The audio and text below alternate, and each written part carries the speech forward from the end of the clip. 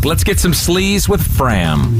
We have been talking about the writers' strike and, the implications. It's pretty crazy because you got the writers on strike and the actors. So James Van Der Beek, I know he was on vacation, but he actually chimed in on this. Big fan of his, by the way. I thought, was a very good speaker. Like, in 1 minute, he really kind of sets it without being aggressive and angry and all strike-ish. Like, it's business. Why are we striking? What's at stake? There's some big things and there's one monumental thing. The big things have to do with issues that would allow writers and actors who are just starting out to earn something that looks like a living wage. Things like residuals, which have all but disappeared in the streaming era. These are nothing to multi-billion-dollar corporations, but they're everything to people trying to pay their groceries and pay their rent.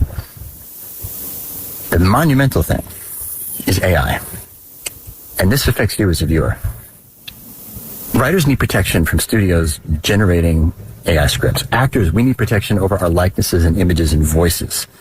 If we don't win these two, acting and writing might cease to be a viable career in the future. Now, I know that sounds dramatic, but it is the truth.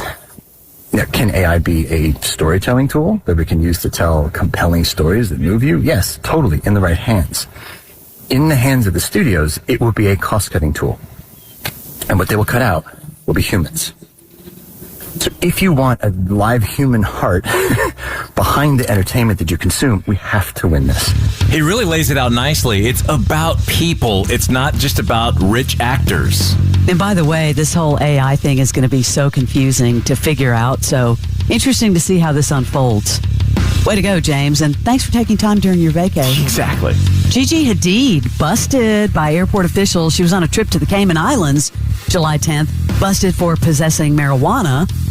Yeah, the local outlet Cayman Marl Road reported that she and her friend, Leah Nicole McCarthy, flew in on a private plane, of course. And apparently when they searched through their luggage, they found weed along with drug paraphernalia in their bag. They said the quantity was small enough for personal consumption. They were arrested on suspicion of importation of ganja and importation of utensils used for the consumption of ganja. That's the legal term for you, Barnes.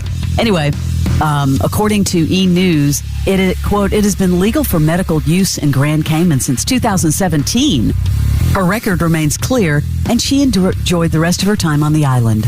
Yeah, this just seems like such a non-story. It's legal in New York, and it's legal in Cayman. She got busted for the paraphernalia, but $1,000, and she was out, less than her hotel room probably that night. And it just becomes a big news story that sounds crazy, but it really isn't.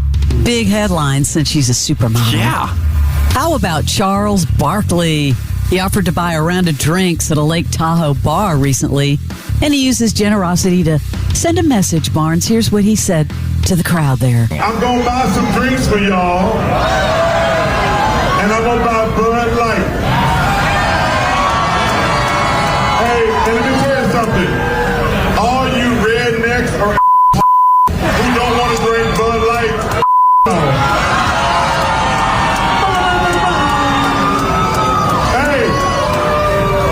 y'all can't cancel me.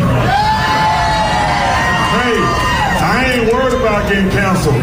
Because let me tell you something, if y'all fire me and give me all that money, I'm going to be playing golf every day. So listen, as I said last night, if you're gay, God bless you. If you're trans, God bless you. And if you have a problem with them, you.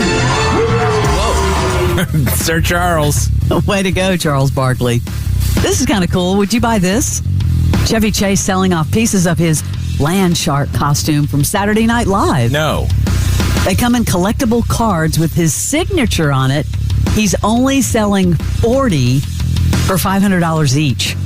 Does he need the money? I was going to ask you if dude is desperate now. I mean, he's not very liked in Hollywood from what you hear. He seems like, I don't know if he's doing it for the fans? I know. It's weird. You see a lot of people that are just trying to distance from him, and now this is kind of a weird signal. This is big in the music world. Warner Music Group and TikTok have announced a first-of-its-kind partnership to expand their licensing agreement of Warner recorded music and Warner Chappell Music to TikTok. TikTok Music, CapCut, and TikTok's commercial music library. The deal marks a major move on the part of Robert Sinkle, who's the CEO of Warner Music Group, the beginning of the year to get bigger share of the pie from TikTok. A lot of labels have contended, providing plenty of exposure for artists, but not nearly the level of revenue sharing. So maybe this will be great for creators. So far, it's only available in Brazil and Indonesia, but it's a start. Barnes, maybe it's come to this. There's a rumor, and right now just a rumor, that Prince Harry and Meghan Markle are having issues. I heard it and I believe it. They are taking some time apart to figure things out. A source says, quote, they're trying to figure out what hit them. Harry doesn't fit in Meghan's Tinseltown world. I think they've just had so much bad press. I'm sure that it's probably weighing heavy on both of them. But think about it. When any side, the husband or the wife, forces something, like for instance, if it was like so-and-so are married and they say, we are going to live in New York, but you're just not that person and you give in, eventually that's going to be a problem. You think he wanted to live in the middle of Hollywood? No. Kind of happened with Jennifer Aniston, if you think about it, and Justin Theroux. She kind of uprooted her life and went to New York, just didn't vibe with her. She's a California girl. That's a developing story. Kevin Costner's estranged wife claiming that she stripped the house bare amid their bitter divorce. Christine filed new legal documents. She's stating an emergency hearing over their belongings is unnecessary. She claims, that she provided Costner's attorney with pictures of the items she plans to remove. So a hearing to ensue, she didn't strip the house bare, is uncalled for. Wow.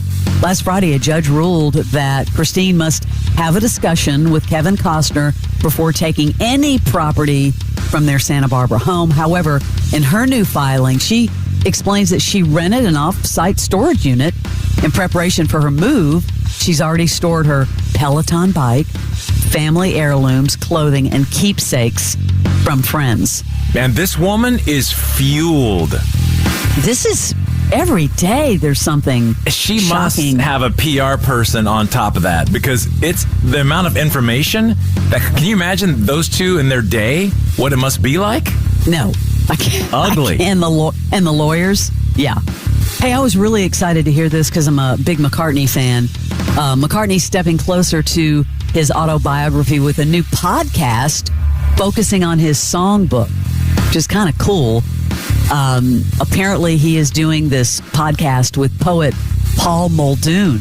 It's a new podcast series that this fall will debut, talking about Paul and, his lyrics and his life. This is going to be very cool for McCartney fans.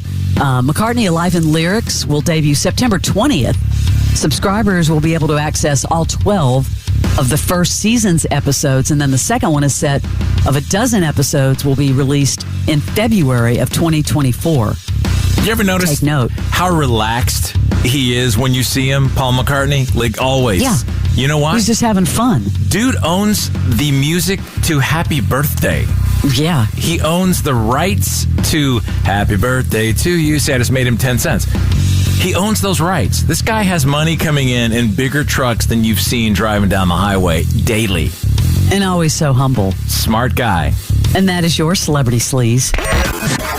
The Morning X with Barnes and Leslie. 99X.